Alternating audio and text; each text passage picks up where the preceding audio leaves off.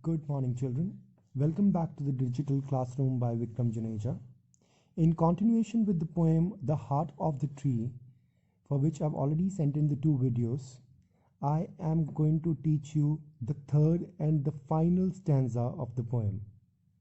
In the earlier videos, I gave you the introduction to the poem as to when the poem was written and the line-wise explanation of the first and the second stanza.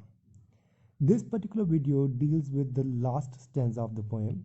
We are also going to discuss the title of the poem and the justification of the title. So we begin with the recapitulation of what we have done in the previous two classes. The Heart of the Tree. The Heart of the Tree by the American poet and novelist Henry Bunner is a fine piece of poetry with a simple theme and a simpler structure. The poem was originally published in 1912. Planting a tree is always a great work for mankind, but the poet has found out new ways to look at the plants and plantation. In his poem, The Heart of the Tree, he glorifies the act further and shows how a tree helps life on earth and says that it has a direct connection to a nation's growth. All the three stanzas of the poem The Heart of the Tree start with a refrain, with the poet asking what the man actually plants who plants a tree. Then he chooses to reply it by himself and shows what a tree means to the humankind and to the nature, thus proving how great that man is. The rhyming scheme is amazing. The rhyming scheme is ABA, BB, CCA for each stanza. So we are going to start off with the third stanza of the poem and its explanation now. I'll give you the line by line explanation of the concluding stanza.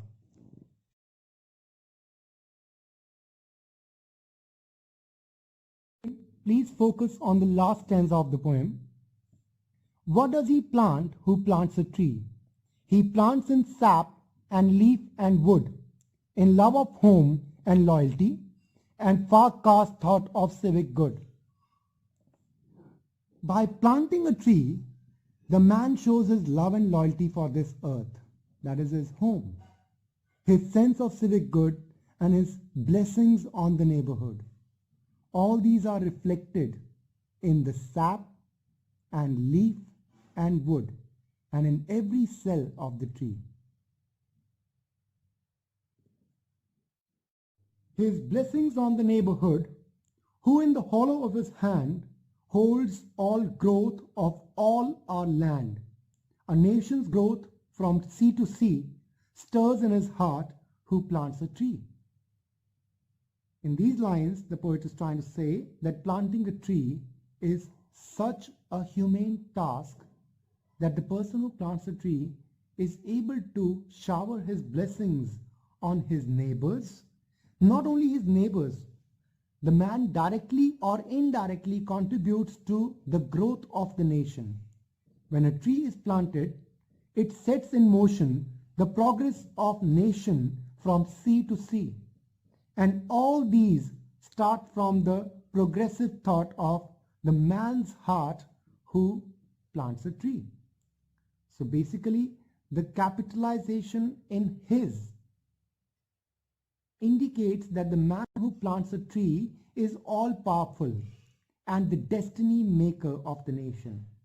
The last line is very important as it talks about the man's heart, his feelings, dreams, and wishes behind planting the tree.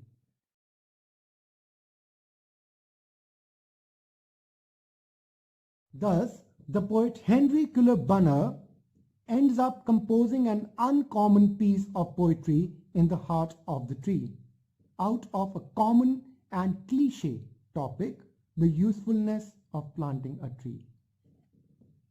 This was with regard to all the stanzas of the poem. Now we are going to discuss the title justification of the poem, The Heart of the Tree.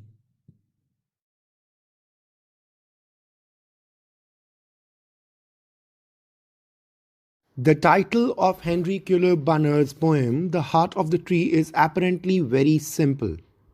It looks like the poet wants to hail the trees for their usefulness in keeping life on earth, but actually, it has a metaphor in it. Throughout the poem, the poet has tried to prove the greatness of the man who plants a tree. To fulfill his aim, the poet has talked of mainly three different kinds of achievements of the man in three different stanzas. The man firstly helps in keeping the environment beautiful and maintaining the ecological balance. Secondly, by planting a tree, the man helps the future generations to live a safer and happier life. And last, but not the least, the man performs his duty to his fellow men and contributes to the nation's growth by planting a tree out of his civic sense. Now, the poem ends with the lines giving a hint at the title. A nation's growth from sea to sea stirs in his heart who plants a tree. The last line is very important as it shows the man's heart, his feelings, his dreams, and wishes behind planting the tree. He has got a bigger heart to love his neighbors and his nation unconditionally. And here is the point of similarity between that man and a tree. A tree gives us many useful things and helps in many ways to keep the earth livable. It does all these unconditionally, as if out of its love to the nature, to the earth. And the man who plants a tree has also got the same, the heart of the tree. That's why the title is just and apt for the poem.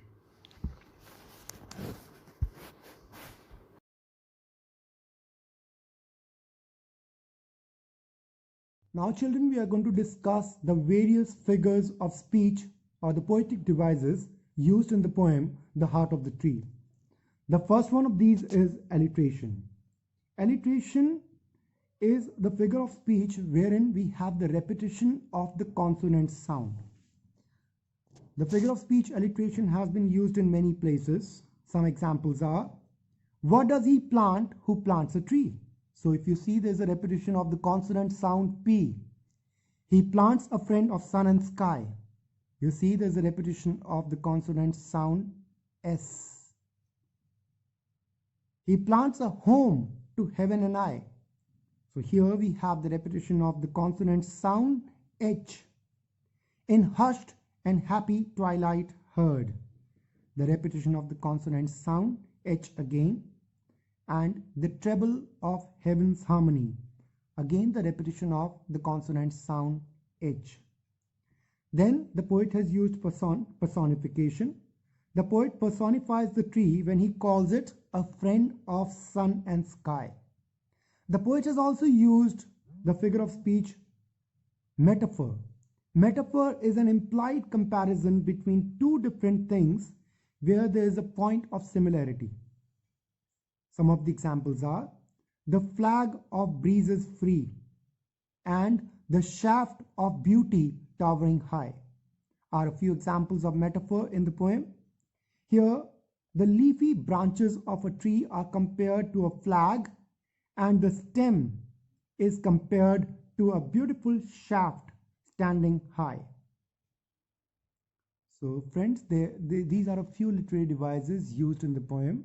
I hope you have understood the poem. If you have any problems or any queries related to the poem, you can always get back to me because I've already been added in the WhatsApp group of all the sections of class 9.